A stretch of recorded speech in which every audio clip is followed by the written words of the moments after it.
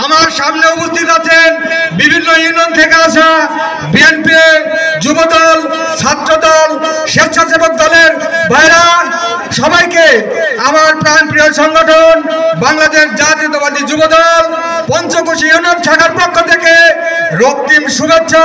আপনারা কি সবাই ধানের শীষের পক্ষে? আগামী দিনে বাংলাদেশের জাতীয়তাবাদী দলের পক্ষ থেকে যাকে মনোনয়ন দেওয়া হবে আপনারা তার পক্ষে কাজ করবেন কিনা দুই হাত তুলে জানান। সবাইকে ধন্যবাদ।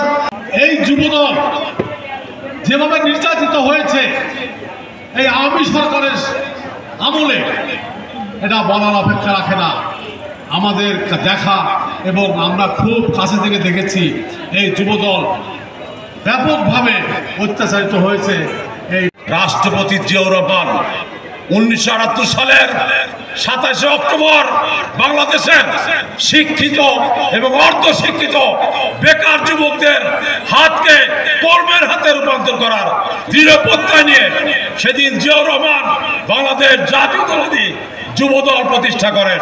সেই থেকে তৃতীয় বিশ্বের অন্যতম যুব সংগঠন বাংলাদেশ জাতীয়তাবাদী যুবদল।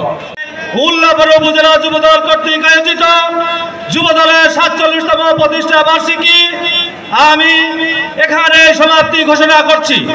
আসসালামু আলাইকুম।